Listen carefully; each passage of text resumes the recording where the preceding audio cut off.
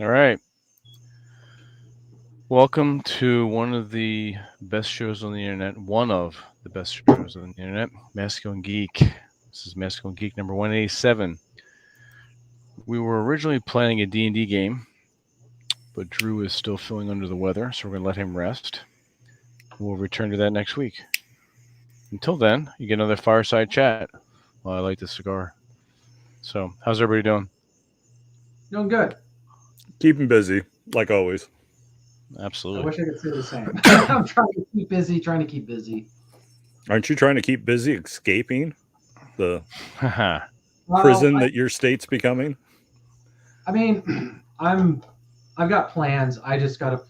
When it comes to that kind of stuff, I tend to be more methodical. So I do have long-term plans to do that kind of stuff. And I was watching Firefly for the first time. I've had the DVD collection since 2012 and just never watched it. Mhm. So I was finally watching it, and the main character's whole motivation for buying the ship was his side lost the rebellion. Mhm. So he's kind of just like, screw it, I'm leaving, blowing this all behind me. So it was kind of my mindset on some stuff, though. It's mostly just trying to like figure out logistics of where do I put stuff, where do I stay, where do I go? Because a part of me is just thinking, if I end up selling my house and moving, I'm not actually going to pick a place to live. I'm just going to move around and kind of just feel places out for a while. And if I'm like, yeah, this isn't the You right get a place. different Airbnb in a different state or a different town in the state every month. Yeah. One thing I've learned through my own experiences, you don't live in an area until you don't buy a house in an area until you've lived there for a while, because that's when you start to see the imperfections. You start to see Yeah, I'd say rent a place in an area a little bit, like Well, get a 6-month lease. well, that's the problem, is in our state, you do a month or a 6-month lease. You don't have to worry. You don't have to worry about that because it's not. You're leaving your area. Remember that. Right. Well, yeah, it's just like that's one of the reasons why it's hard to do that state, is because my apartment in Bellevue back in the day, this was 8 years ago, it was $1,100 a month for an annual lease. If you went up to a month, it went up to $1,800. Mhm. That's what I pay now. Yeah, and that was for a little monk cell. Like, the monks would have been like, "Hey, I need more space for my stuff." So that's an example of where it was just, you almost felt like a serf. You were signing on for a year to live in that one area. So, Mhm. but yeah, I mean, I've been keeping busy. I've been working on new fiction, the new Amos Cavendish short stories. I sent one to Vince the other day that I just finished. It was I had fun with that one. Mhm. That was a good one. Yeah, so I'm hoping to do a whole collection, and then I don't know if the publication I've submitted it to are going to publish them, or if they do books or whatever. But I will be publishing them if not, as a short collection, a short story collection. Mhm. And it's much more pulpy than the original novella, which was more of a political treatise. It was more like a religious Starship Trooper. Is what it was. Except it had much more of a story than Starship Trooper. Starship Trooper was just a political treatise disguised as a fictional novel. Mhm. So I'm gonna show this off. So there's another example of the problems with my state. So I go to order this pipe tobacco, and they go, "Hey, we saw you purchased it. Sorry, we can't ship to your state because of your state's laws. What do you want to do?" And I'm like,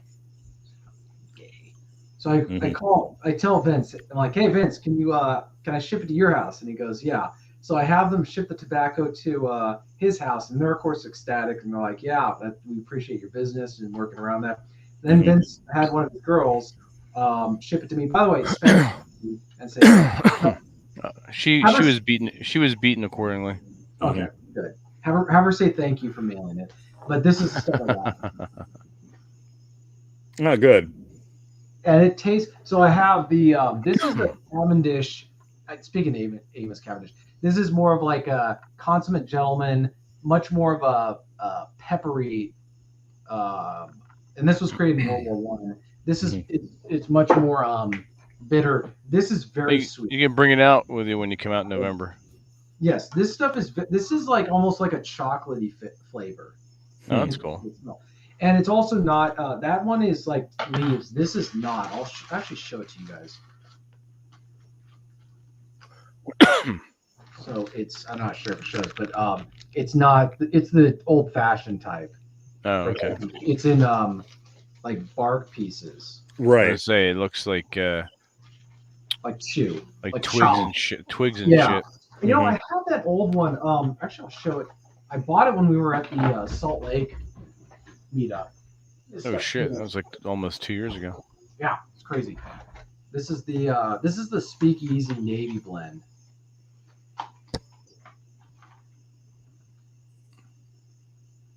Okay. So this is said also, those are called flakes. okay. Yeah. So the Prohibition or the Speakeasy one is also a flake. So there's actually another one. Since I'm on a roll, this one's actually really good too. It's called Nightcap. This tastes a little bit like the original Presbyterian. Oh, okay. Oh, Yeah, that's cool. it's good. It's got the same kind of peppery, strong flavor, but it's not overpowering. So it's a good, if you're about to, like, no joke, if you're about to go to sleep and you're like, yeah, I'd like something to kind of, relax me a little bit. Calm your mind. Yeah. And that's what I like about pipe tobacco is it's really a good way to, like, just relax and chill out. Whereas other stuff just gets you overly, like, it's a stimulant almost. Well, what's funny is with like tobacco and tea, both, what most people think of is the stuff that they sweep up off the floor that's basically the trash. Sawdust. Right. Yeah. The actual good stuff is large, either bars, flakes, but, tea is something that comes in a tea bag and you throw it in your cup and it's like, no, that's not proper. Yeah, that's not proper tea. Since I'll bring it in since we're talking about tea. 1 second. So, since we were talking about his tobacco, what are you enjoying tonight, Vince? This is an anniversary edition Champagne Perdomo with a Connecticut wrapper, a light wrapper. That's a very good one. I've had it. Mm-hmm. That one will last for several hours if you smoke it right. I get a good hour out of this, puffing regularly. So this is bag tea, but it's still like very high quality. It's made by the people. It's called Harney and Sons. This is a holiday tea. Oh yeah, I've seen that tin. They have really good. Their white tea is amazing. Is that imported from England? It is, and it's actually the people who make it are the people who own the charity that runs the Tower of London. So the Tower of London is privately managed. It doesn't take any. I don't think it takes any government aid. That's probably why it's still in existence and still upright. People don't know this, but George Washington's Mount Vernon is also managed by a nonprofit. It was ironic and funny. I thought it was funny. Back during there was a famous or infamous government shutdown back in I think 2013, when they were all like shutting everything down. Well, a bunch of government people showed up at Mount Vernon to shut it down, and Mount Vernon said, "Yeah, we're private. Get the fuck out of here." Basically they said like, "Yeah, we don't accept any money from you people. Just get lost." That was eminently satisfying to read that headline. Yeah. That was like, yeah, fuck you. Yeah, I'm pretty sure they kind of had some amusement over that. But yeah, this is a really good tea. It's a what is this lid so hard? It's in a bag, but I mean, as far as bags are concerned, this is high quality. It's no that's not like a bag of Lipton. Yeah. Droppings, that's very different. Oh yeah, Geekly Anomaly was talking about the ravens. Yeah, they have ravens at the Tower of London. It's part of their kind of traditions. You know what's crazy is we're kind of tangenting, but that's part of what we do here at Masculine Geek. Is I went to the Beefeaters Distillery, which is in London, and then I went over to the Tower of London, where there are actual Beefeaters still, and they really, for lack of a better word, they kind of take what they do very seriously. and they're still very much like it's not a lot. They're very much into what they do, and it's not like you go to like Plymouth in Massachusetts where they have like they're not reenactors. I think Right. that throws people off. Like if you're a beefeater, it's kind of like being a guard at the Tomb of the Unknown Soldier. Like you don't get there by being a good actor or being a good actor or something like that. They yeah, he was right. Yeah, they're funny because we were going through one of the chapels and he kind of stopped because some people were being loud and he just goes, "Hey guys, like our families worship here, so like don't be irreverent, don't be like sacrilege. This is this is an active house of worship in the chapel area." In other words, don't bring Aaron Clary with you. Hey guys, why isn't there no GDP being generated? what's the itinerary? Yeah, they were friendly. They were friendly guys. But that's the thing is like they were making it very clear like we're not. This isn't a touristy. Our role is not touristy. We're not here just to amuse you. We perform a role that's been going back for like hundreds of years. So that was one of the things that I liked about the English and the British culture is they've got a history going back hundreds of years, and they have all the traditions that go back hundreds of years and centuries. So it kind of gives like a stability, I think, that at least in my section of America we don't really have. We don't have any traditions or customs that are beyond like a few decades at best. Yeah. Geeky anomaly. Yes, I did meet the head beefeater. I can't remember what his name was, but he was a friendly guy. He just they were friendly but firm about doing. They had to do their job. Yeah. Right. Yeah. So yeah, I thought that was really really cool. So these are expensive teas, but they're very good teas. This I bought over a year ago. Well, it's Best Buy date is approaching, so I might have to consume more of those.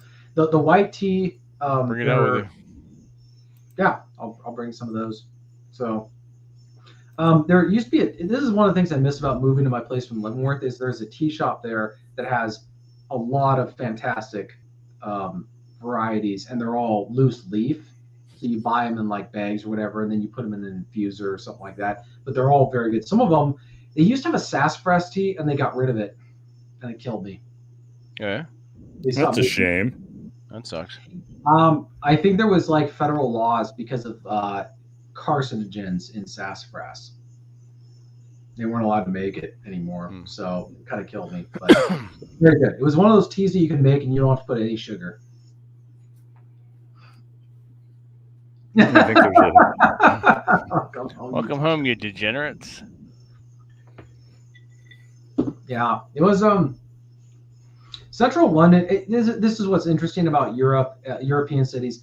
All the wealth and like the upper crust people, they live in the central part of the city, like Paris. I remember I've mentioned this on other podcast episodes of this. That was stereotypical Parisian. Very beautiful young girls everywhere riding bicycles with a baguette, like sticking out of their front basket, and there was it was all Parisians. I didn't see any non-French people other than tourists, but it was all like the locals were French, exactly. And they were not politically correct French either. So, how long ago was that? That was 2019, and I went to London in 2017, and it was the same thing. I mean, it was not. The problem is we think of our cities where it's like, oh, the suburbs is where all the majority or the people live. No, in London it was totally different. It's the same thing with Paris and other areas. So yeah. Oh, sorry, if it's part of your back wall. Those are bulrush. Those are wooden gun stocks that my great grandfather made like 70 years ago. That's cool. Yeah, yeah. So I mean, they would go well for a shotgun, but I ended up he never finished them. So, but they're really cool. They're was very meticulous with them. I just thought they'd be better on display than actually making a gun out of them because I don't know how, and it would cost a fortune to get a shotgun done. Mm. Still cool. Yeah, definitely. Yeah, they look good on display. They were obviously supposed to be for hunting because he's got the dogs on one side, and he's got the duck on the other. And then he took out clippings from a magazine, like photos from the pictures, and he put them in the back. You know what?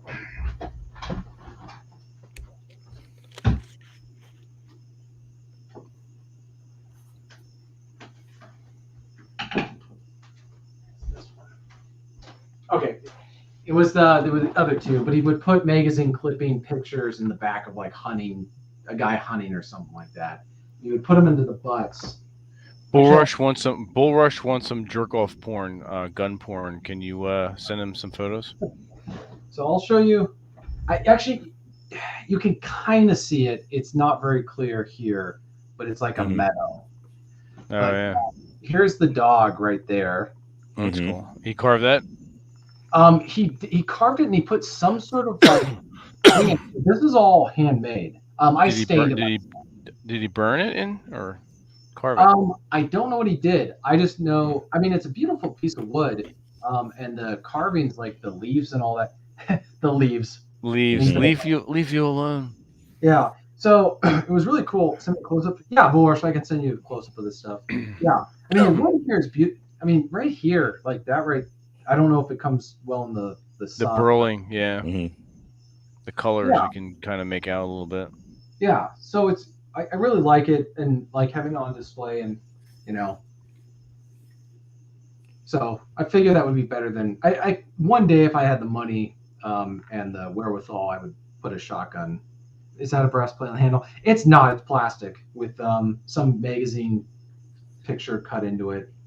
There's no brass on these. So, not yet. Not yet. I have some other ones that I have not stained, but I'm actually planning on giving them to a buddy. So, I'll say what? Did Boris just ask for close-up pictures of TJ's butt? Oh, he's gonna have to pay for those. That's right. And on your OnlyFans account. Yeah, my Patreon. Your OnlyGlands account. I'll show you. Actually, since we're doing that, I'll take these off. I'll show you. So this is the shotgun handle. I don't know how well it's coming out in this light. Not very. You can see it when you get it at the right angle. That's what she said. It's There the you light go. behind you. If you hold it, I'll go a little higher, just a little bit. There you go. Yep. Yeah, You block now the you can light see the behind leaves. you. Yep. You can see them carved in. And there's this one.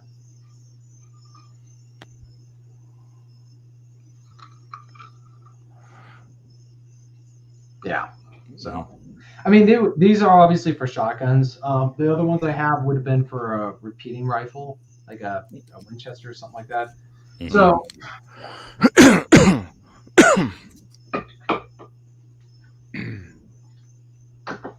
yeah. Anyways, Cool.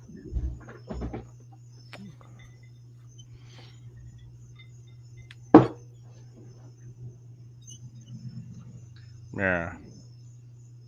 $600 on 8 Transformers for what? As a collection. Oh, Robert 8 would be Transformers. pleased to Oh, okay, gotcha. I was like, Not electrical transformers. That's actually more than $600 and requires special permits. These Transformers, is that what he's talking about? the Mountain Pass OnlyFans. Yeah, that would be interesting.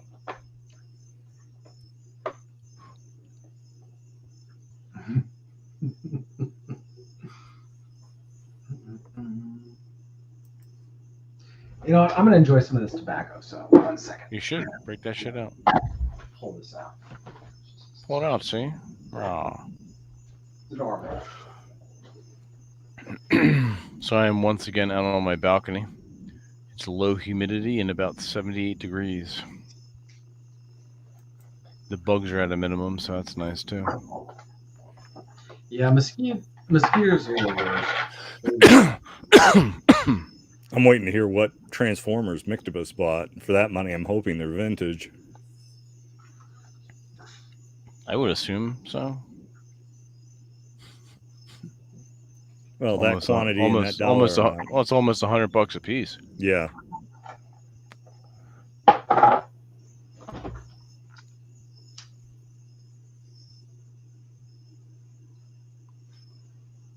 Which pipe are you using, TJ? Gandalf. Yeah, the Gandalf clay one. Nice. Come on, bug, get out of here.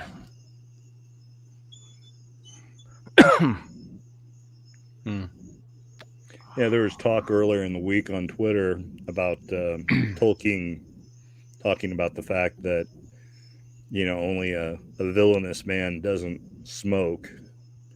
There, you know, a man who doesn't enjoy his tobacco is not to be trusted, or something along those lines. And fair enough. Yeah. I mean, you think about it, all the hobbits enjoyed good pipe weed, and even Aragorn, you know, when you first see him in the inn, you know, it's, you know, the light from his pipe that illuminates his face a little bit and everything in the movie. So, yeah, it's interesting in the Two Towers when Pippin and Merry are in the guardhouse in Orthanc, and they're looking around for food at the food, and they come across the barrels of tobacco. Yes, from their homeland. Yeah, well, yeah, that's where you get and there's more than that too. It's it's the long bottom leaf and a few others. That's where you get the first connection between Saruman and Hobbiton. Yep. And if you don't read the books, you don't understand who Sharky is, and you don't understand what happens to Saruman and Wormtongue in Hobbiton, and the role that the hobbits play, specifically Merry and Pippin.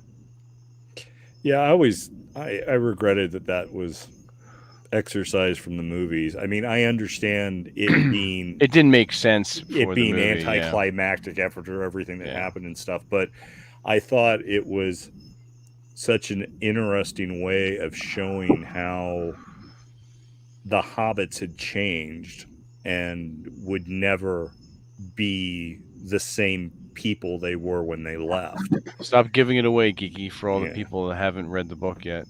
Jesus Christ, you're ruining it for You're just ruining everything. Grandma says you have to leave because you're ruining everyone's lives and eating all the meat. Guys, this is amazing. Is that the new stuff? This is the new stuff. Cool. Is it better than Second Breakfast? It's a close race. Okay. I don't know, man. Second Breakfast has been very popular with people I smoke with. Geek, you have to understand with 100-year-old books, there's a period of generations that do not read classics, and when the movies come out, that's it. There's a lot of people whose attention spans, especially the past couple decades, they have no attention span. So reading the books and delving into the lore is not something that they're even fucking aware of.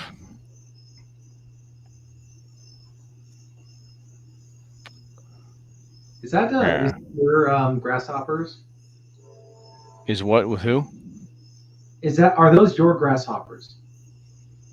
That you hear in the background? Yes. Okay. Like this is my. Yeah, they're grasshoppers and what do you call it? I forget the name of it.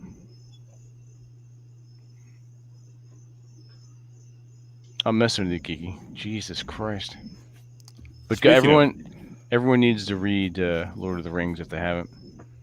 Speaking of 100-year-old books, just picked this up I have no idea what that fucking says. I'll read it out in a second. The Crisis by Thomas Paine. Obviously, the actual collection of writings is far older than 100 years, but this particular edition or collection was published in 1918. So, Oh, nice. But I spent $2 on this. Oh, nice. Yeah. Very cool. That's the best. That's the best when you can get something of that antiquity. Yeah. With the inscriptions, all the fun stuff in it for like less than $5. Well, and what's funny is you and I, Vince, are probably the last of the generations that can actually write that way. Correct. Because they don't even teach the idiots how to write anymore. No, it's funny. I'm not going to go into detail, but where I work, someone had to fill out a system access form, and the printing looked like a child wrote it. Yeah. I'm like, what the fuck? Holy shit! I have to go talk to this person and give them a handwriting book. Yeah, it's what's funny. There are grown adults that can barely even print. I mean, their it's printing is barely legible. And as far as writing cursive, it's absolutely impossible. And what's Bulrush's fetish with my glasses? That I don't get. I don't know. These guys are jacking off over us. It's disgusting. Do they realize that they're like a night early? They need to save that shit for Rob and Bulrush and Nick's Let 'Em Burn. That's right. You guys are a night early. That's the word I read of the crickets. Crickets. That's what you're hearing in the background. The crickets. There were frogs earlier, but it's a little too cool.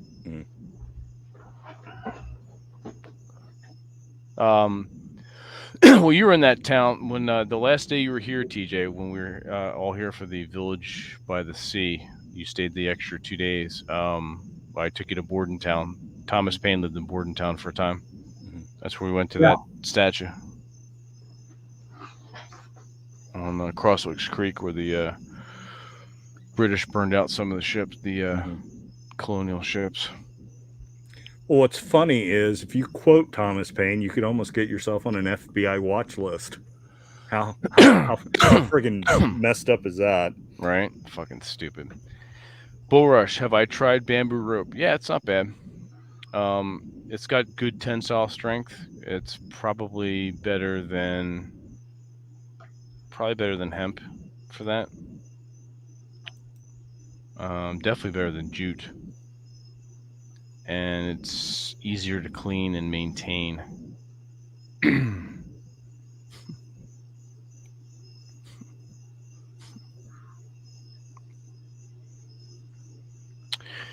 Yeah, I've been writing with fountain pens and the special roller balls for special roller balls for a couple of years now. I don't use ballpoints or pretty much anything else other than that.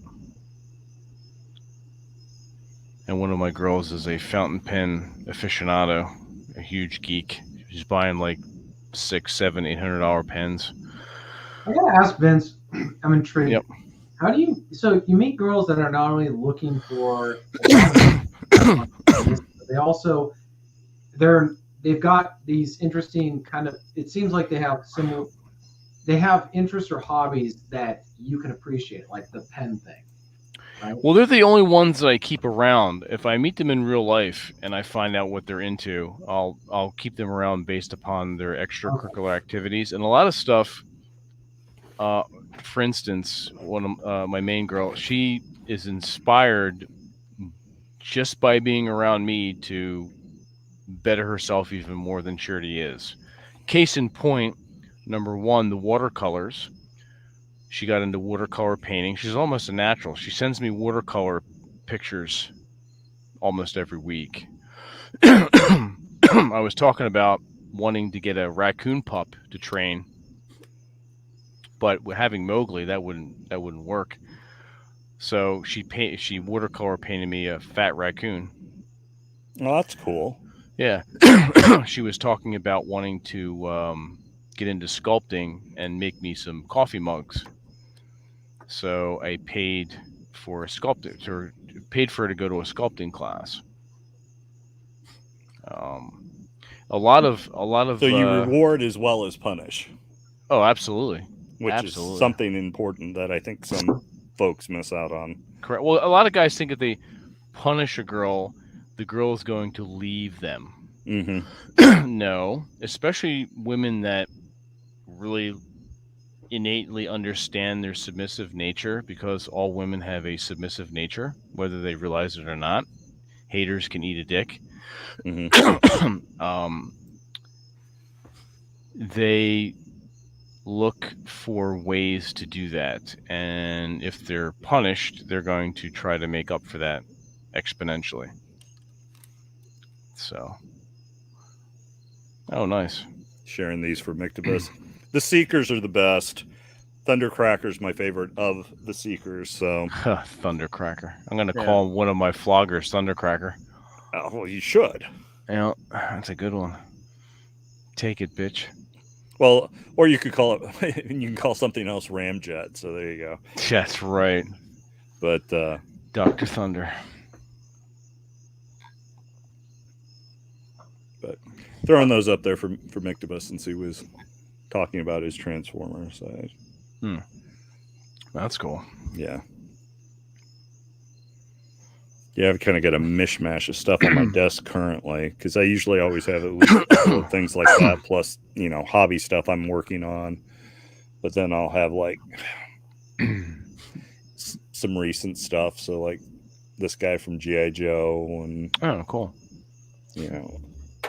An orc from Mythic Legions and stuff like that. So, Cool. Speaking of orcs and D&D, we need to get together with Rollo and schedule another painting, shit-talking episode. Yeah, because I got plenty of stuff I need to paint. And I thought the last time worked real well because with my setup, I was still able to, like, monitor the chat and throw stuff up if there was a question for, like, you and Rollo, and you could have your setup so that you could actually really see what you were painting and stuff. So I think that worked out really, really well. Yeah.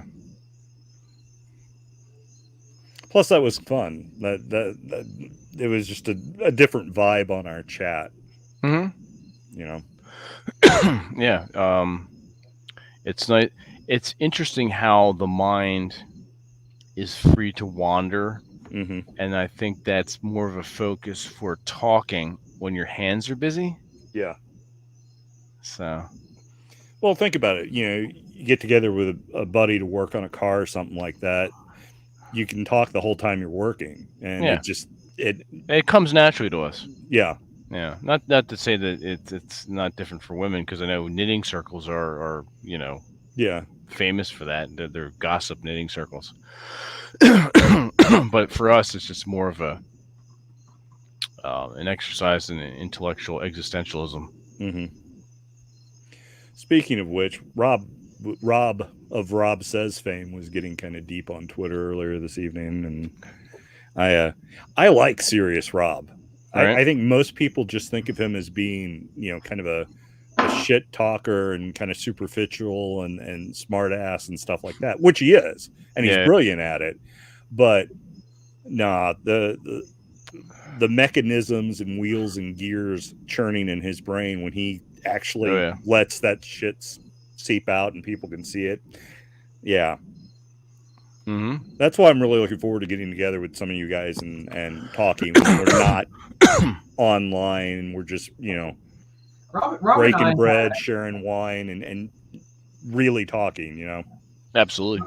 Rob and I had some, during our meetups, we've had some serious conversations. So I agree. He has very, what's the right word for it? It's very different from his personality, where he's being kind of like just sarcastic, just being funny. He'll ask very good questions that are like, that cause you to really think. Mm-hmm.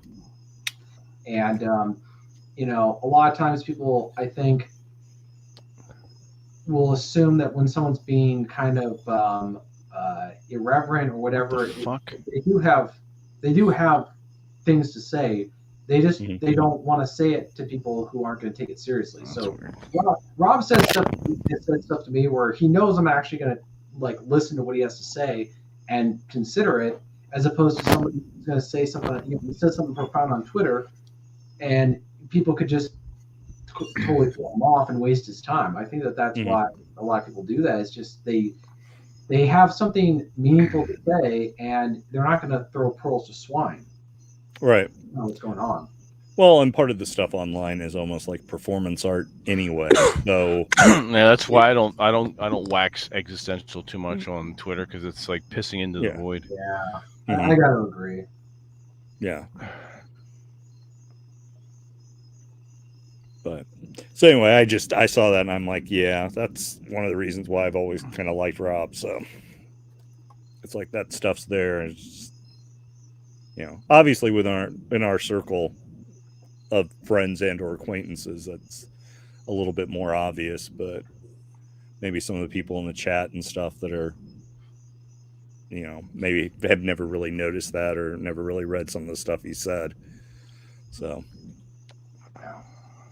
I feel like some people are not going to say some stuff online, whether it's on Twitter or in their own blogs or on their live streams, because they want to say it in front of people who are actually going to take it serious. Mm-hmm.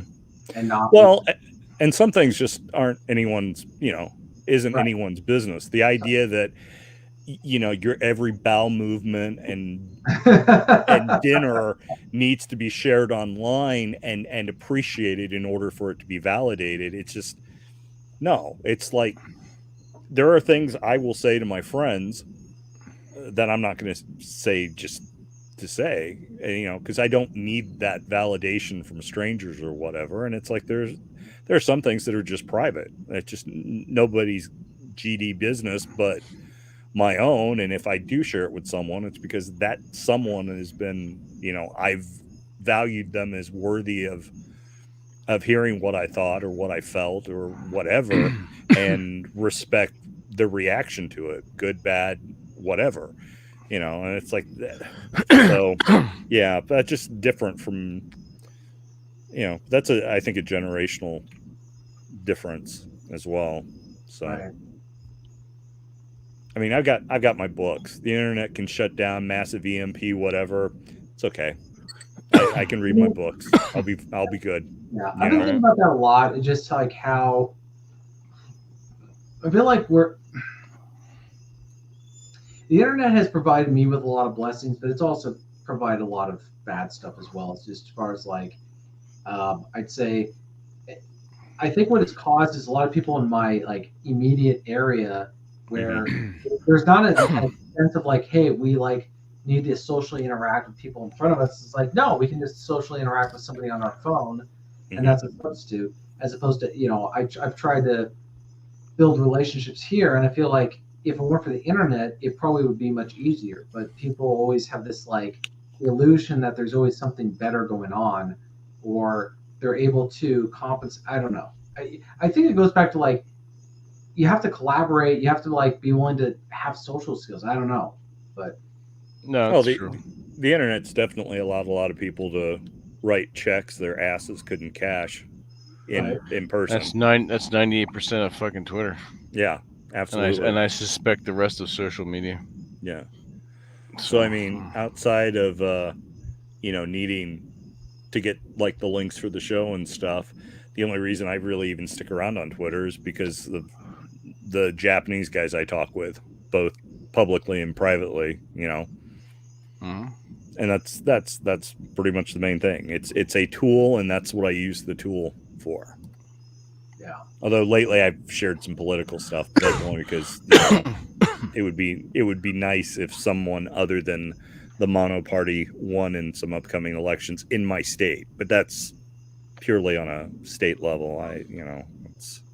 Although it is funny to laugh at the Californians banning gasoline-powered cars, and then, oh, by the way, please don't charge up your electrical cars because our grid can't take it. So, I know that there's years and time frames involved, but it's just the irony of that I find to be immensely California amusing. Needs to be walled off and forgotten about. Well, did you hear about Gavin Newsom's in-laws donating to the Ron Trump DeSantis' campaign? Or campaign DeSantis, and stuff? Yeah. Yeah. That's fucking. I get a laugh funny, out of that actually. because up until the time he passed away, one of my ex-father-in-laws still introduced me as his favorite son-in-law, even though he only has one daughter, and she's long since been remarried for well over a decade now, couple decades now.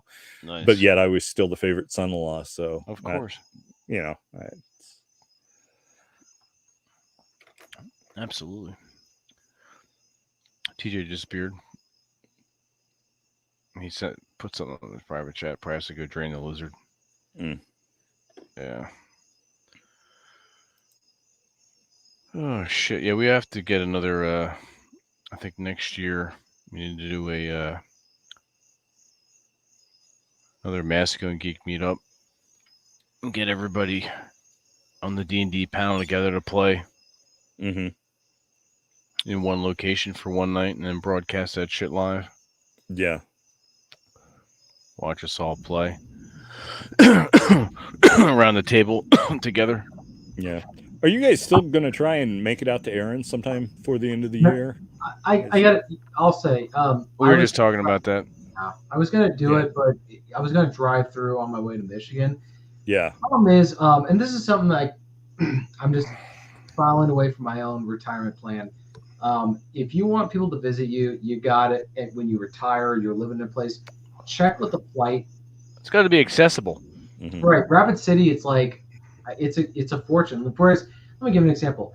If somebody I knew was living on the West Coast area, I could pay $80 for a ticket to fly down to see them. Well, your flight out to Philly for November is like what, less than $200 one way? Yeah, $158 or something like that. So it's relatively affordable, and plus with the Southwest card I have now, it pays for a lot of that because you put it on the card and then you get the points. Some of these areas nobody flies there. Yeah, there's no flights, so it's like it's $500-$600. So it's or you got to fly into somewhere like Denver, but then you've still got an 8-hour drive or whatever. Yeah. So my thought is I hope one day to visit Aaron's place. It's just not going to be right now, and it's not going to be. We'd have to have like something really. I'd say almost like we'd have to have like a D&D convention of some sort in Rapid City. There'd have to be something going on because I'm not going to drive just to see the house and then say, hey, well, it was great seeing your house. Like, we'll have an ATGS convention. Absolutely. What we're not going to all go to Deadwood and get shit faced at the Gem Saloon and try to resurrect the ghost of Ralph Swearingen or something, right? Yeah, and that's the thing. Like I think about when I'm thinking about like where I want to live. I want to live in an area that is walkable. When I finally settle down like permanently for a long-term like period, a place that's walkable. Everything I need is within walkable distance. There's amenities, and also if you come visit, it's cheap to fly in to see me. So. I've been looking at Kansas City. I need to spend some more time there before I make a decision about whether I want to like live in Kansas City. A lot of good stuff I see. One of them is housing prices. I could buy a house outright over there. Yeah. The question is like, there's other stuff going on, but that's the stuff I just file away from like lessons learned from other people. Is if you're gonna live in the middle of nowhere, or you're gonna go to like do Ted Kaczynski type stuff, like. It's hard for people to visit, Yeah. Well, after Kedzie Puff squeezes out her kid, you'll have to get some intel from her about living in that area or being from around that area. Where does she? Not my business, but she's in the Midwest. Yeah, she has a connection there. I'm not going to out where she is, but she would be able to at least share some intel from around that area. Yeah, that would be good. So, one thing I think about I think that the Midwest is a place where things are going to be relatively stable, politically, socially, and culturally compared to. I think my area is really going to go into it's going to become insular in many ways. It's going to like go through a Salem witch trial type like hysteria. You mean it's not going to be annexed by California? No, I think California is actually. I think Washington State would. This is based on everything I've known about Washington State, following it politically. They are always trying to outdo California. They feel like they're the inferior, little brother. So everything. Yeah, they're the Jan. So I'll give an example. If this train will. So California banned gasoline car sales by 2008. Our state has already banned them by 2030. California implemented a low carbon fuel standard for fuel that can be sold in the state. Our state just passed one that does the same thing at twice the speed, like intensity. So our carbon fuel reduction intensity is twice that of California. So they're trying to be. They're just trying to do They're trying to out California in terms of policies. So that's where I think that it's going to just be very. That is really. I don't know if it's breeding it or attracting it, but there's very much like the, girl power movement is moving here. And it's everywhere. It's everywhere. You can't run from it. So all the women who are like very masculine or very domineering, they're either here, and they're. Well, you can run from them because they're all about 300 pounds. No, this is what's kind of crazy. The women are acting like the men, and they're not overweight. They're the ones who are basically they're acting like men, and the men are acting like women. And so it's such a weird. It's not. I want to say weird. That sounds like it's working out nicely. It ain't, and I know. It creates a bunch of single women that are. Well, look at it this way: it's keeping cat food and cat litter and cat toys in production and inventory. And box wine, yeah. And the box wine and dildos. Yeah. Well, I think the biggest problem is I'm just going to say it. When a woman is single after a certain point, and she's prone to, like all women, they're prone to hysteria, and there's not a man to like calm her down. They turn well, they get feral, even more than they are. They need to be corralled and guided and mentored. Yeah. All of them, every last one of them. Yeah, and the problem is guys like Trump rile them up, and then our governor and our state and the political machine completely tap into that hysteria, and they rile them up, and then they pass a bunch of shitty legislation that raises the cost of living, and then they blame it on something else. So it's just like it's past the point where it was containable. It's kind of like a cancer that you have on your lung and it's treatable, but you're like, oh, it's not that big of a deal, we can live with cancer, and then it's your late stage cancer, and they're like, oh, well, we should probably do something now. It's like, yeah, it's spread to your bone by that point in time, and it's all over your body. So it's like, now deal with it. I get it. Yeah, so, you should have moved to New Hampshire when you had the chance. Well, the problem with New Hampshire is it's cold, and it's cold and it's lonely. Well, I don't know if it's the right state for me, honestly. I love the area and all that kind of stuff. That was a fun trip. I can still move, and I might, but like I'm thinking about all the different things that I know that I want. I want a place where I can ride my motorcycle, that there's amenities, that there's places to go do outdoor recreational stuff. But honestly, I'm more and more leaning towards like I want a place where there's social activities and people are social. So like Florida, Texas, those kind of places? Florida too. If I was going to pick one, I'd probably do Florida, even though it's humid. But I don't know. The problem with Texas is I've heard the weather is awful. I'm like, I think that's why people are so friendly in these bad weather areas, because you can't turn to the environment. Like here, Washington State is one of the most beautiful states, in my opinion, most beautiful state in the union, but that's personal. But we have everything. It's beautiful. But it allows an escape from the people you deal with. It's like, I'm going to go hiking and you get to see all this natural beauty. Whereas in Kansas City, there is no natural beauty. The people have to be agreeable or you all go insane. Right? It's like living in something to be said for that. Yeah. Yeah. If you're living in Alaska. Yeah. The uglier the place you live in, the friendlier and more sociable the people because they don't have a way out of that. You can't just say, well, I'm going to go on a hike and enjoy nature. There's nothing to enjoy. There's like, you have to deal with people. And that goes back to the whole internet thing where back in the day, people had to get along and like work with each other because you didn't have the internet. All you had was people in your own community, your own neighborhood, all these people. Whereas now it's like you can reach out and you can connect with people all over the world, which means you don't really deal with someone. Someone's asking about, Tennessee. I have not. This is why I want to like explore. I might do Tennessee. I honestly, part of me is thinking about like West Virginia. That sounds like a West Virginia, Mountain Mama. I mean, the houses there are very Take cheap. me home, country road. I can't be around. I have to be around people that are healthy in physical sense, mental, emotional. Like I would never go to Louisiana. There's too many fat people. That's just the same thing with Mississippi and parts of the South.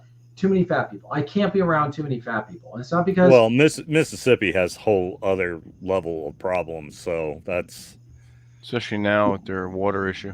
Yeah. All those damn KKK members, right? Mm-hmm. Oh yeah, there's so many of them. Yeah. So it's really a question of that's why I want to, when I sell my house or do whatever I'm doing, or maybe I rent out the two different sections, and you could put all your stuff in the storage. Yeah. Rent out your house and then just travel. Just like I said, pick an Airbnb or some other rental. That's kind of my thought. Every month, 4 to 6 weeks, you just bounce around every state. That's what I'm thinking, and my thought is, at some point, you find a spot and you realize that's the middle of nowhere, never private. That's crazy. It makes me saying how even West Virginia. Private flying. You're not really going to fully get away from it. Yeah, that's just And here's the reason. This goes back to my theory. If the natural beauty, if the natural geography is beautiful, the pox will be there. I promise you, the private people are from California. They're from Washington. They're from New York. They're not from West Virginia. Because they don't do that. I remember when I was in Jersey, there was very few. I mean, Vince, you can tell, like, you can back me up on this, but like, Bacon's asking about Idaho. What are you talking about, Jersey? Oh, just like the fact that like there was very little political stuff there. I mean, because New Jersey is very rooted in its colonial and Revolutionary War history. That's their identity. People who fly private flags have no meaningful identity. They just don't. That's why you see them all everywhere in my state. You don't really see them in some other states where there's. Well, TJ, you could maybe get yourself a semi truck and then get Cappy to come along with you, and instead of BJ and the bear, it would be TJ and his bear, and you guys could just drive around having adventures. Yep. Put Cappy in the gimp suit. Yeah. He need a booster seat. Absolutely.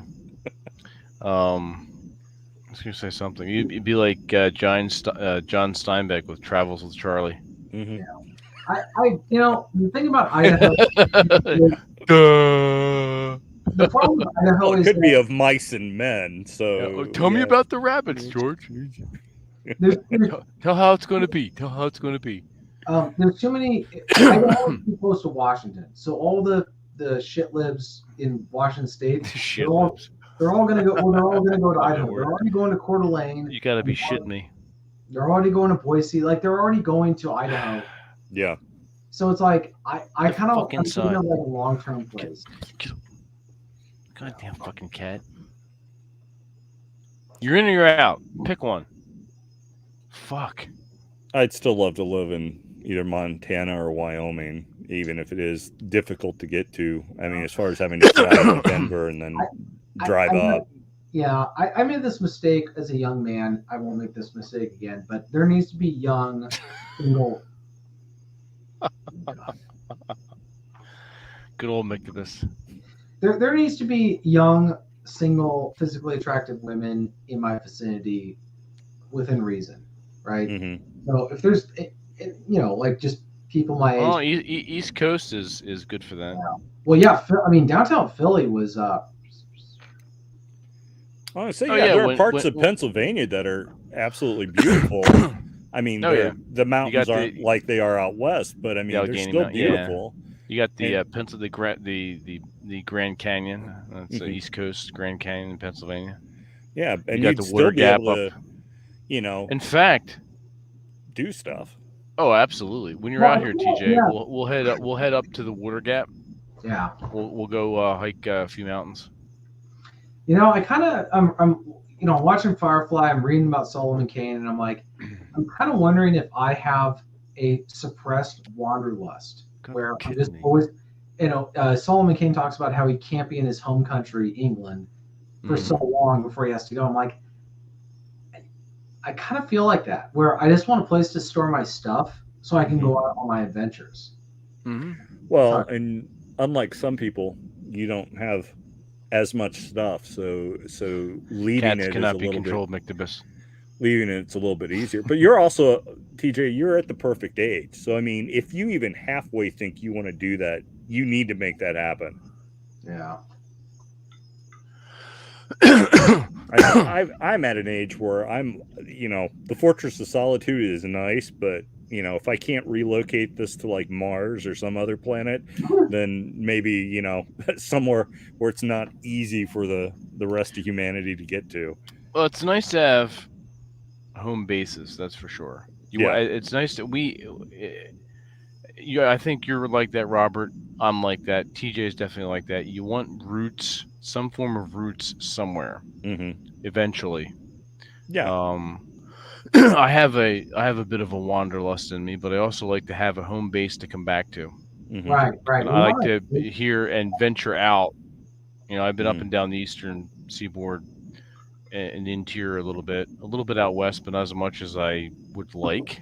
I hope to change that, but I'm not in any big hurry. Yeah, that's what I liked about my old house. It was small enough to where I didn't really have to spend a lot of time maintaining it. On my hike, and then when I get back, throw my boots off, throw all my stuff on the floor, and then go sit in front of the fireplace. Sit in front of that's another thing I will not compromise on again. Is I need a wood burning stove or a wood burning fireplace. I have a natural gas fireplace right now. That's what's keeping me. Shut up. That's what's keeping me here. Yeah, it's okay, but my house I live in long term, or the place, it's got to have a wood burning a stove or fireplace. Can't you put a wood burning stove in that garage basement like area? I mean, that looked like it was set up that you could do it if you ran the ventilation the right way. It has a natural gas stove down there. So the logistics of putting in an actual wood burning stove would be significant, because I'm already going to spend a lot of money renovating the downstairs. It's going to take a while, but my new house, or my new place, wherever I go, part of me is your first load safety dock. Load. Yeah. Safety Doc, David Proden has a good podcast episode you can look up on his website about the zen of wood stacking or wood chopping, whatever it is. It's a good episode. I agree. Yeah. It's very. I'm always constantly. My cousin has a wood burning stove, and I'm always saying, "Can I go chop wood?" Okay, go chop some wood. Yeah, chop some wood, please. You're chopping some wood. Chopping broccoli. Am I the only one who got that reference? No, I got it from Saturday Night Live. You guys are old enough. All these younger people are like, broccoli. But you have to understand, I've only seen that because that sketch is somewhat famous, because I was not watching Saturday Night Live at that point in time, because you know, after the original run, my interest in it waned. I did watch some of the early 80s stuff with Eddie Murphy and stuff and Billy Crystal, but yeah, by the time you get to the mid 80s and later, I have completely tuned out of Saturday Night Live. And for a while there in that early 80s period, I preferred the show Fridays over Saturday Night Live. Because musically, the live bands they were getting were a lot of rock and metal type bands out of the California, LA scene, but they were also getting guys like the Stray Cats. They had the Stray Cats on before they even had a record deal in the US. One of Kiss's only performances of music from The Elder was on the TV show Fridays. So yeah, musically I was enjoying that a lot more as well. So, and I also thought they were funnier because at that point in time, Saturday Night Live was almost canceled, if I remember correctly. So, yeah, they were very not politically correct. mm-hmm. They didn't pander to anybody at the time. Like the first couple of years it was out. Mm-hmm.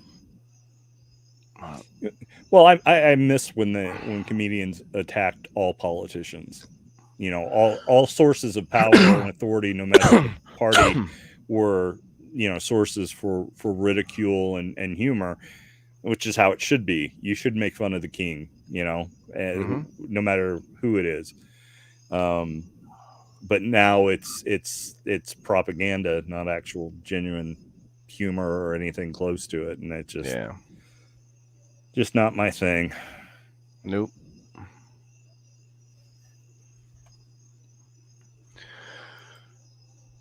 Oh shit. Yawning? Yeah, well, we're coming up on the hour mark. It was a long day. I have a 4-day weekend coming up, so I have some shit to take care of at work. I had a couple upgrades to take care of last night.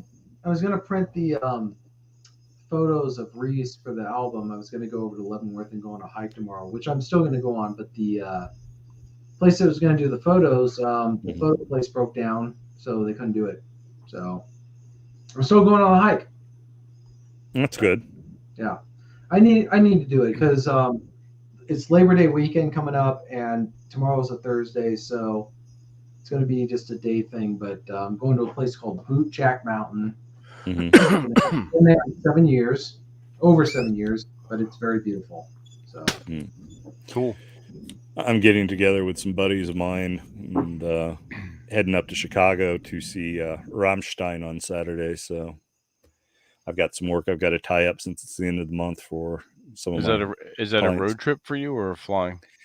Oh, it's a road trip. It's not bad. Chicago's only a 3 to 4 hour drive depending on where you're going. So okay. The nice thing about being in where I am, I can be in Louisville in a couple hours. I can be in Cincinnati, Columbus in a couple hours.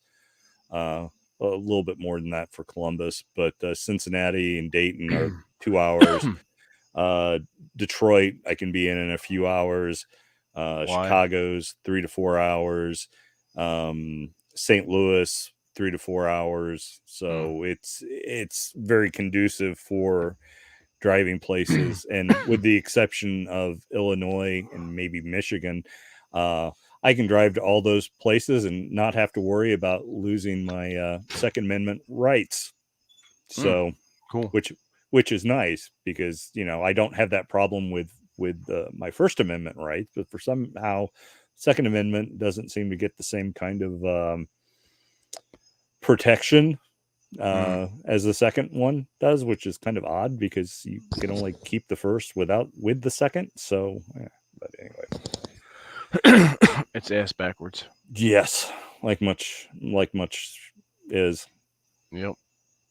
And somehow or another, lawfully owned and purchased guns in Indiana is the problem with black people in Chicago shooting other black people. I don't understand that, but that's how it works. That's what Mayor Gollum says whenever she crawls out from under Misty Mountain. And that piece of shit. Oh God!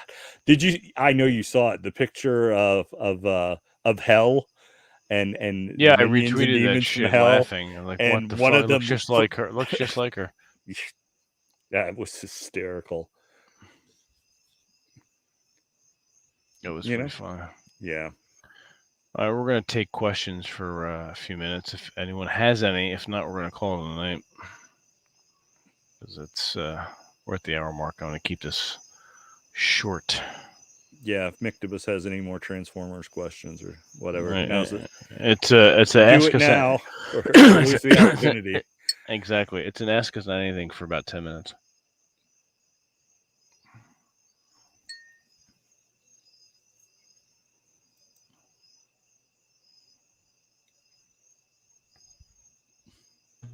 Crickets. See? Yeah, funny. Aw. They were all chatty when we were talking, but now I know, right? now When we when give the them a chance, and they're when like, the focus is on them, take them out of their flow state of witty "Are you remarks. saying it's their time of the month? Is it flow? It's always their time. It's every day their time of the month. Fucking cocks. You bastards. Ah, fuck. All right, we're gonna call it. So, let's do housekeeping as usual. Robert, where can everyone find you? Robert Kuzland on Instagram and Twitter, and obviously with the Masculine Geek. So there you go. That's right, Mictobus. Make that money. Whore your asshole for the man. TJ, where can everyone find you? With your hot sister. If I had a sister, she might be hot. Yeah, tjmartinell.com. There you go. And I am obviously here and masculinegeek.life. Go join up. It's funny. Before the internet, I used to organize shit with my friends. Would gather with my friends, plan adventures, fun things to do, and to wander. Not many people do that anymore, which is one of the reasons why we created Masculine Geek Life. Exactly. That's right. Obviously, it's online, but I think the benefits are many, and the friendships that you forge, and the bonds of brotherhood, as it were, are important. And then we always push for meeting up in real life, which we have done. So, and we'll continue to do so. And we urge you. Yeah, I mean, you can join Masculine Geek Out Life if you wish, and we obviously would like it if you do. But if not, I mean, you take these things out into the real world. Take what we've taught, and take what we show as an example with our own lives, and make it part of your own. So, indeed. Excellent, Mictobus. Good. Get back. No. Obviously, everyone has their responsibilities, and especially if you have a family, that increases exponentially. But it's important to remember your friendships and your companionships. So to make that easier, we've created MasculineGeek.life, where it's as TJ so put it, it's an online gentleman's club, and as in the days of old. So if you haven't joined, consider doing so. There'll be a new site and a new membership portion coming out soon. It's already live, but not the actual domain name. It's a subdomain as I put it together, and then I'll make the DNS connections later. You just never have enough subs, do you? No. Dominant bastard. That's right. There's just too much to do, not enough time to do it in. We need more time. We need an extra 2 days of the week. We need 9 fucking days. Fuck. Anyway, all right, MasculineGeek.life. So we are going to play our outro music, which is the same as the intro music. But before we do that, TJ, take us out. All right, boys. Keep them down range. Keep the fires burning. Don't take any wooden nickels, and don't drink all the rum. And subscribe to Masculine Geek Life. There you go. That's right, bitches. 99 per month. Get you a whole host of good shit.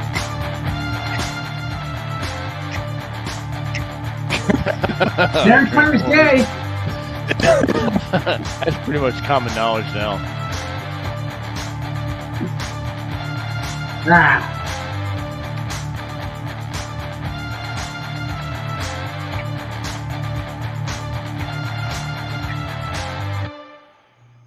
That's right. Later, bitches.